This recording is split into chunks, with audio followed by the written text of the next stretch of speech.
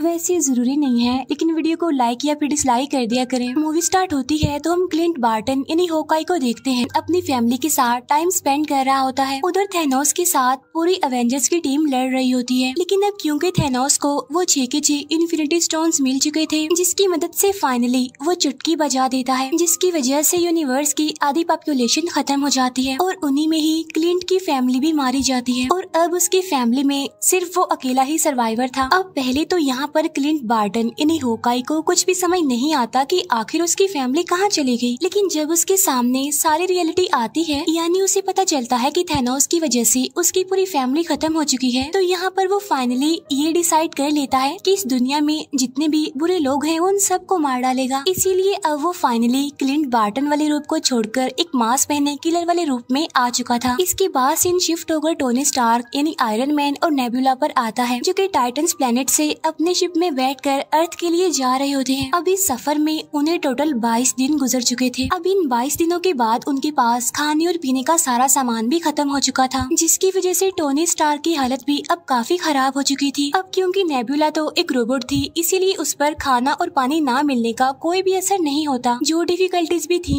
वो सारी Tony Stark को ही फेस करनी पड़ रही थी। इसीलिए टोनी स्टार्क अब पूरी तरह से हिम्मत हार चुका था और तब वो मरने के लिए अपनी चेयर पर जाकर बैठ जाता है और अपनी मौत का इंतजार करता है। लेकिन ठीक उसी टाइम वहाँ पर एक मिरेकल हो जाता है और वो ये कि उसके सामने आ जाती है कैरल डैनवर्स यानी कि कैप्टन मार्वल। अब जैसे ही कैरल को उनका शिप दिखाई देता है तो वो उनकी हेल्प करने के लिए आगे बढ़ती है। इसके बाद वो उनके शिप को अर्थ पर ले आती है, क्योंकि कैप्टन मार्वल भी बहुत ही ज्यादा इम्पोर्टेंट और पावरफुल कैरेक्टर है। फिर हमें दिखाया जाता है कि जब थैनोस ने इन्फिनिटी स्टोन्स मिलने पर चुटकी बजाई थी, तब सभी लोग राख में बदलकर खत्म हो रहे थे। लेकिन उसी टाइम निक फ्यूरी ने अपने डिवाइस से कैप्टन मार्वल को एक मैसेज भेजा था। तब उस मैसेज के मिलते ही कैप्टन मार्वल अर्थ की तरफ आने लगती है, लेकिन इसी दौरान उसे वहाँ पर टोनी स्टार का शिप दिखाई देता है, तो इसीलिए वो स्पेसशिप को भी अर्थ पर ले आती है। कैरल को अर्थ पर आने के बाद थैनोस के बारे में सारी इन्फॉर्मेशन मिल जाती है और जब उसे ये पता चला कि थैनोस बहुत ज्यादा पावरफुल है, तो उसने सभी एवेंजर्स को एक आइडिया दिया कि हम क्यों ना सारे इन्फिनिटी स्टोन्स को जमा करें और वापिस से इसी टाइमलाइन में आकर उन सारे इन्फिनिटी स्टोन्स का यूज करें, जिससे होगा ये कि सारे मरे हुए लोग वापस आ जाएंगे और साथ साथ हम थैनोस का भी खेल खत्म कर सकेंगे। ठीक उसी टाइम पर उन्हें अपने सिस्टम से एक खास किस्म की इन्फॉर्मेशन मिलती है, जहाँ पर रॉकेट उन्हें बताता है कि जब थैनोस ने चुटकी बजाई थी तो पूरे यूनिवर्स में एक ऐसी वेव यानी लहर फैली थी जो कि आज से पहले कभी भी नहीं देखी गई, और बिल्कुल ऐसा ही 2 दिन पहले एक गैलेक्सी पर भी हुआ है। क्या पता थैनोस ने दोबारा से चुटकी बजाई हो, जिसकी वजह से हमें फिर से ये वेव देखने को मिली। तब यहाँ पर सभी एवेंजर्स को पता चल जाता है कि थैनोस ने फिर से अपने सारे इन्फिनिटी स्टोन्स का यूज किया है। तब उसकी वेव की वजह से ये लोग उसके सिग्नल्स को ट्रैक करते हैं और फिर अपने स्पेसशिप से उसी प्लेनेट पर पहुंच जाते हैं जहां पर थैनोस था, और यहीं पर हमें दिखाया जाता है थैनोस जो कि अब कमजोर और काफी थका हुआ लग रहा था। इसके बाद वो सब वहां पहुंचकर थैनोस को पकड़ लेते हैं और उससे पूछते हैं कि सारे इन्फिनिटी स्टोन्स कहाँ हैं, जहां पर थैनोस उन्हें बताता है कि मैंने सारे इन्फिनिटी स्टोन्स को यूज करके सभी स्टोन्स को डिस्ट्रॉय कर दिया है, ताकि कोई भी इन इन्फिनिटी स्टोन्स को दोबारा से जोड़कर इस पूरे यूनिवर्स को दोबारा से पहले जैसा ना बना दे। अब इस बात की वजह से थोर को बहुत गुस्सा आता है, इसीलिए वो अपने हैमर से थैनोस का गला काट देता है और वहीं पर वो थैनोस को जान से मार डालता है। अब क्योंकि इन्फिनिटी स्टोन्स तो थे नहीं, इसीलिए किसी के पास भी कोई होप नहीं थी कि सारे मरे हुए लोग वापिस से जिंदा कैसे होंगे। इसीलिए वो सारे ही काफी डिसअपॉइंटेड हो जाते हैं, इसीलिए वो सारे अपने अपने रास्तों पर निकल जाते हैं। इसके बाद थोर अब एक नई जगह पर जिंदगी गुजारने लगता है, जो कि नॉर्वे में थी। थोर पूरी तरह से हिम्मत हार चुका था, इसीलिए क्योंकि वो थैनोस से हार भी गए थे और साथ साथ इन्फिनिटी स्टोन्स को भी कलेक्ट नहीं कर पाए थे। थोर बिल्कुल लेजी हो गया था, वो अलग अलग तरह के नशे भी करने लग गया था, जिसकी वजह से वो फैटी भी हो गया था। दूसरी तरफ हल्क ने अपने ब्रूस बैनर और हल्क की बॉडी पर कुछ साल काम करके उन दोनों बॉडीज को मिला दिया, जिससे फाइनली वो बन गया प्रोफेसर हल्क, जिसमें हल्क की पावर्स के साथ साथ ब्रूस बैनर का तेज दिमाग भी था। दूसरी तरफ हम देखते हैं कि कैप्टन अमेरिका ने एक ग्रुप बनाया है, जिसमें वो सर्वाइवर्स को सिखाता था कि जो टाइम गुजर गया हमें उस पर नहीं, बल्कि जो हमारा आने वाला कल है यानी हमारा जो फ्यूचर है हमें उस पर फोकस करना चाहिए। अब जिंदगी को मजीद किस तरह से अच्छा बनाया जाए वो इस बारे में काफी डिस्कशन करता रहता था। टोनी स्टार्क यानी आयरन मैन ने पेपर पोर्ट से शादी कर ली थी और उनकी एक बेटी भी थी। यहाँ पर टोनी अपनी फैमिली के साथ एक पुरसुकून लाइफ गुजार रहा था जिसका अब दुनिया से कोई लेना देना नहीं था। इसके बाद 5 साल गुजर जाते हैं। जब एंट मैन पिम पार्टिकल्स लेने के लिए गया था तो थैनोस की चुटकी बजा देने की वजह से वो वहीं पर फंस गया और जिस लैब में वो गया था वो एक वैन में थी, लेकिन वहाँ पर एक चूहा होता है जिसकी वजह से वो मशीन फिर से स्टार्ट हो जाती है, जिससे होता ये है कि एंट मैन यानी स्कॉट लैंग फिर से हमारी दुनिया में वापस आ जाता है। अब जिस दुनिया में वो गया था वो हमारी दुनिया से बिल्कुल अलग थी। वहाँ का डायमेंशन, वहाँ का टाइम, सब कुछ हमारी दुनिया से बिल्कुल अलग था। अब क्योंकि टाइम तो बिल्कुल अलग था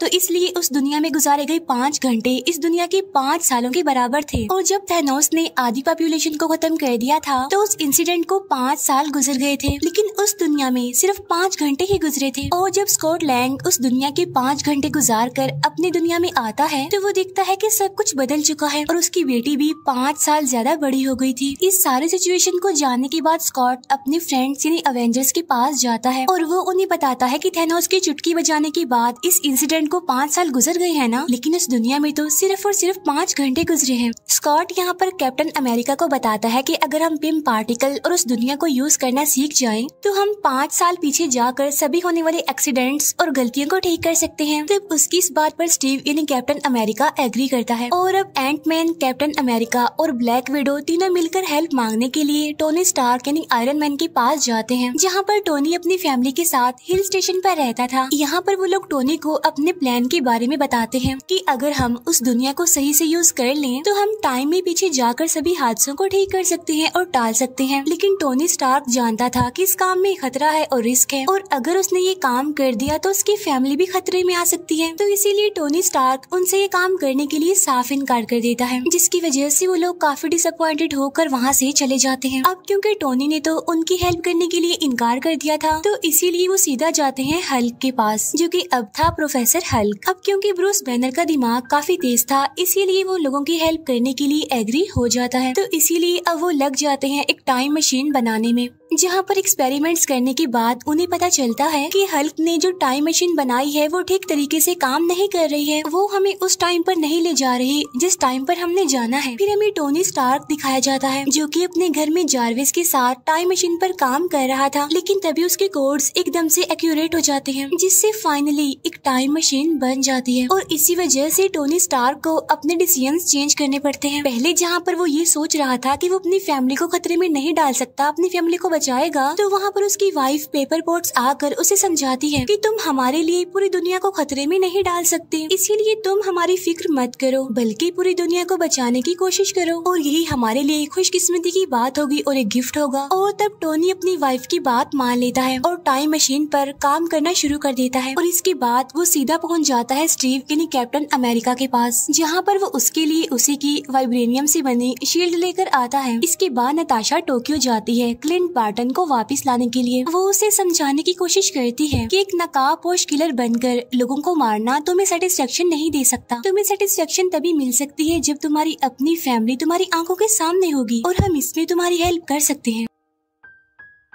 इसके बाद रॉकेट और हल्क नॉर्वे पहुंचते हैं, जहां पर थॉर होता है। थॉर को देखकर ऐसा लग रहा था कि अब वो किसी भी काम का नहीं रहा, क्योंकि वो काफी लेजी होने के साथ साथ काफी फैटी हो गया था और अब उसका इन लड़ाइयों से कोई कनेक्शन नहीं रहा। लेकिन वो लोग उसे समझाते हैं और उसे कहते हैं कि अगर ये टाइम मशीन काम कर गई तो तुम थैनोस से अपना पुराना बदला ले सकती हो और साथ ही हम यूनिवर्स से खत्म हुए लोगों को दोबारा जिंदा भी कर सकते हैं। अब थॉर उनकी इस बात पर एग्री करता है और उनके साथ मिल जाता है और इसके साथ ही टाइम मशीन की टेस्टिंग स्टार्ट हो जाती है, जहाँ पर अवेंजर्स यानी सुपर हीरोज अलग अलग ग्रुप्स में अलग अलग टाइमलाइन के साथ अलग अलग जगहों पर जाने के लिए सेपरेट हो जाते हैं। इसके बाद हम देखते हैं कि टोनी स्टार्क, हल्क, एंटमैन और कैप्टन अमेरिका 2012 के टाइम में पहुंच जाते हैं, जहाँ पर न्यूयॉर्क में वॉर चल रही थी। 2012 के टाइमलाइन के अकॉर्डिंग वहाँ पर 3 इन्फिनिटी स्टोन्स मौजूद थे, जिनमें एक था टाइम स्टोन, एक था स्पेस स्टोन और एक था माइंड स्टोन। माइंड स्टोन वही जो थैनोस ने खुद लोकी को दिया था। अब टोनी और एंटमैन स्पेस स्टोन को लेने के लिए अवेंजर्स टावर चले जाते हैं, लेकिन वहाँ जाकर एक गड़बड़ हो जाती है, जहाँ पर हल्क आकर उनका काम खराब कर देता है, क्योंकि उनके हाथ से स्पेस स्टोन निकल जाता है और स्पेस स्टोन को लोकी अपने साथ लेकर चला जाता है। दूसरी तरफ कैप्टन अमेरिका का सामना होता है स्टीव रॉजर यानी अगले कैप्टन अमेरिका से। यहाँ पर कुछ टाइम के लिए उन दोनों के बीच फाइट होने लगती है, लेकिन फाइनली लेटेस्ट वाला कैप्टन अमेरिका माइंड स्टोन को वहाँ से लेकर चला जाता है। इसके बाद हल्क टाइम स्टोन को लेने के लिए जाता है, लेकिन वहाँ पर टाइम स्टोन डॉक्टर स्ट्रेंज के पास नहीं बल्कि गुरु माँ के पास होता है। यहाँ पर हल्क गुरु माँ से टाइम स्टोन को मांगता है, जिस पर गुरु माँ उसे कहती है कि अगर मैंने तुम्हें टाइम स्टोन दे दिया तो इस पूरे यूनिवर्स में बहुत सारी टाइम लाइन्स बन जाएंगी, जिसकी वजह से हमारी टाइमलाइन बिगड़ जाएगी, जो कि मैं बिल्कुल भी होने नहीं दे सकती। तब यहाँ पर हल्क गुरु माँ को काफी समझाने की कोशिश करता है कि फ्यूचर में काफी बड़े बड़े हादसे होने वाले हैं, जिसके लिए मुझे इस टाइम स्टोन की बहुत जरूरत है, लेकिन स्टिल गुरु माँ उसकी बात नहीं मानती। तब यहाँ पर ब्रूस बैनर उसे कहता है कि अगर डॉक्टर स्ट्रेंज ने टाइम स्टोन थैनोस को दिया है तो उसके पीछे उसका कोई मास्टर प्लान जरूर छुपा होगा। अब गुरु माँ इस बात पर एग्री करती है और अब वो फाइनली टाइम स्टोन हल्क को दे देती है। अब यहाँ पर कैप्टन अमेरिका और हल्क ने माइंड स्टोन और टाइम स्टोन तो हासिल कर लिए थे, लेकिन टोनी स्टार्क और एंट मैन को अभी तक स्पेस स्टोन नहीं मिला था, जिसकी वजह से अब टोनी स्टार्क और कैप्टन अमेरिका ये डिसाइड करते हैं कि वो टाइम में और पीछे जाएंगे और वहाँ जाकर वो स्पेस स्टोन को हासिल करने की कोशिश करेंगे। और इसके बाद वो दोनों पहुँच जाते हैं सीधा 1970 के टाइमलाइन में, जहाँ पर हम टोनी स्टार्क के फादर को देखते हैं। यहाँ पर टोनी अपने फादर से मिलकर काफी खुश होता है, साथ साथ वो वहाँ से स्पेस स्टोन हासिल करने में भी कामयाब हो जाता है। लेकिन अब क्योंकि कैप्टन अमेरिका भी वहाँ पर मौजूद होता है तो इसीलिए वहाँ पर उसे पिम पार्टिकल्स भी नजर आ जाते हैं, तो इसीलिए वो पिम पार्टिकल्स को भी लेकर अपने रियल वाले टाइमलाइन में आ जाते हैं वापस। इसके बाद थॉर और रॉकेट पहुँच जाते हैं 2013 के टाइमलाइन में, जहाँ पर उन्होंने रियलिटी स्टोन लेना था जो कि जेन फॉस्टर की बॉडी में था, तो इसीलिए वो दोनों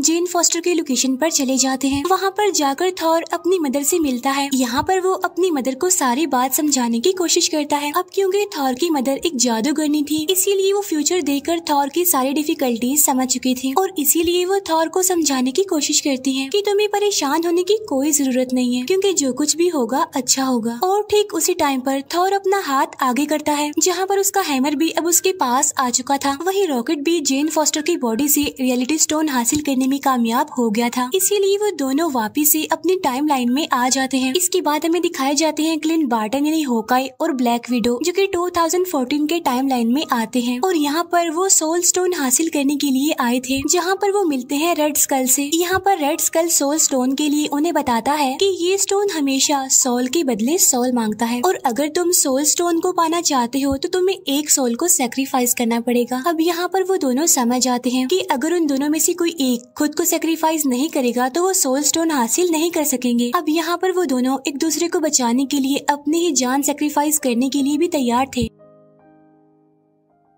और यहाँ पर उन दोनों के बीच काफी अच्छी फाइट होती है। लेकिन यहाँ पर नताशा सोल स्टोन के लिए खुद को सेक्रीफाइस कर देती है, जहाँ पर Clint Barton finally soul stone हासिल कर लेता है और इसीलिए वो भी अपनी रियल वाले टाइमलाइन में आ जाता है। इसके बाद सीन शिफ्ट होकर जेम्स रूट्स और नेबुला पर आता है, जो कि 2014 के टाइमलाइन में जाते हैं टाइटन्स प्लेनेट पर, जहाँ पर पीटर क्विल पहले से ही मौजूद होता है। और इसके बाद वो सभी पावर स्टोन को हासिल करने के लिए चले जाते हैं और जब ये उस जगह पर पहुँचते हैं तो ये पीटर क्विल को बेहोश के पावर स्टोन को लेने ही वाले होते हैं। लेकिन तभी नेबुला को पुरानी नेबुला की वजह से यादें आने लगती हैं, जिसकी वजह से उसका ट्रांसमीटर खराब हो जाता है, जिसकी वजह से नेबुला वहीं पर बेहोश हो जाती है, जहां पर थैनोस की टीम आकर नेबुला को प्रिजनर बना लेती है। अब क्योंकि नेबुला एक ह्यूमनॉइड थी यानी आधी इंसान और आधी एंड्रॉइड, जिसका फायदा उठाकर थैनोस उसकी सारी की सारी मेमोरी को स्कैन कर लेता है। साथ साथ 2014 वाले थैनोस को 2018 में होने वाले सारे इवेंट्स के बारे में पता चल जाता है। उसे ये भी पता चल जाता है कि फाइनली उसने सारे के सारे इन्फिनिटी स्टोन्स हासिल कर लिए और साथ साथ यूनिवर्स की आधी पॉपुलेशन को भी खत्म कर दिया, जिसकी वजह से अब उसका मकसद और भी ज्यादा स्ट्रॉन्ग हो जाता है। साथ ही अब थैनोस नेबुला से उसके पिम पार्टिकल्स को भी ले लेता है और वो उसे काफी अपग्रेडेड वर्जन में बनाकर अपनी पूरी टीम के साथ अर्थ पर 2023 वाले डायमेंशन में आ जाता है। इसके बाद अवेंजर्स सारे इन्फिनिटी स्टोन्स को एक नए गोल्ड आर्मर में लगा देते हैं और अब बारी आती है कि इस गोल्ड आर्मर आर्मर को कौन यूज करेगा, जिसकी वजह से वो सारी पॉपुलेशन जो इस यूनिवर्स से खत्म हो गई थी वो वापस आ जाएगी। तब यहाँ पर सबसे पहले थॉर आगे आता है, लेकिन हल्क उसे कहता है कि इसके अंदर गामा वेव्स हैं और अगर तुमने इसका यूज किया तो तुम्हारा काफी बुरा हाल हो जाएगा, तो क्यों ना इसका यूज मैं करूँ, क्योंकि मैं भी तो गामा वेव से ही बना हूँ। इसके बाद हल्क उस गोल्ड आर्मर को पहनता है और चुटकी बजा देता है, लेकिन यहाँ पर हल्क की हालत काफी खराब हो जाती है। अब हालांकि थैनोस ने भी सारे इन्फिनिटी स्टोन्स को हासिल करने के बाद ही गोल्ड आर्मर को यूज किया था, लेकिन उसे तो कुछ भी नहीं हुआ था। लेकिन यहाँ पर हल्क के साथ ऐसा इसलिए हुआ था क्योंकि थैनोस हल्क की निस्बत काफी ज्यादा पावरफुल था और यही वजह होती है कि हल्क की यहाँ पर काफी बुरी हालत हो जाती है। लेकिन वो सारी पॉपुलेशन जो यूनिवर्स से खत्म हो चुकी थी अब वो वापिस आने लगी थी। तब इस बात की वजह से वो सारे अवेंजर्स काफी खुश होते हैं, लेकिन उनकी ये खुशी ज्यादा टाइम तक टिक नहीं पाती, क्योंकि तब थैनोस भी अपने शिप और अपनी पूरी टीम के साथ रियल टाइम यानी 2023 में पहुंचकर उन लोगों की लोकेशन को बॉम्ब से उड़ा देता है, जिसकी वजह से वहाँ पर काफी बड़ा ब्लास्ट हो जाता है और वहाँ पर सब कुछ डिस्ट्रॉय हो जाता है। साथ साथ थैनोस भी काफी गुस्से में था और इस बार वो चाहता था कि वो सारे इन्फिनिटी स्टोन्स को हासिल करके आधी पॉपुलेशन नहीं बल्कि इस पूरे यूनिवर्स की सारी पॉपुलेशन को ही खत्म कर दे और उसके बाद वो एक नया यूनिवर्स बनाए जहाँ पर सब लोग थैनोस को अपना गॉड समझे, उसे माने और उसे सबसे ज्यादा इम्पोर्टेंस दे। और यहाँ पर इस मूवी की सबसे जबरदस्त फाइट शुरू हो जाती है। अब यहाँ पर बहुत अच्छे अच्छे सीन्स हमें देखने को मिलते हैं, क्योंकि थैनोस की टीम और अवेंजर्स यानी हमारे सुपर हीरो एक दूसरे के आमने सामने आकर मुकाबला करते हैं। यहाँ पर बार्टन उस गोल्ड आर्मर को लेकर भागता है। इसके बाद हमें दिखाया जाता है कि कैप्टन अमेरिका हैमर ले लेता है और इसके बाद वो थैनोस से लड़ाई करने लगता है। अब यहाँ पर हम कैप्टन अमेरिका और थैनोस के बीच एक काफी जबरदस्त फाइट देखते हैं, लेकिन थैनोस के आगे टिकना कोई आसान बात नहीं है, क्योंकि थैनोस उन सबसे ज्यादा पावरफुल था। अब यहाँ पर थैनोस की टीम अवेंजर्स पर भारी पड़ रही थी, इसीलिए सभी हीरोज हार मानने के करीब थे। लेकिन उसी टाइम पर 5 साल पहले लड़ाई करने वाले सारे अवेंजर्स और सुपर हीरोज उनकी हेल्प करने के लिए आ जाते हैं, जहाँ पर पहले तो आगे आती है ब्लैक पैंथर की टीम।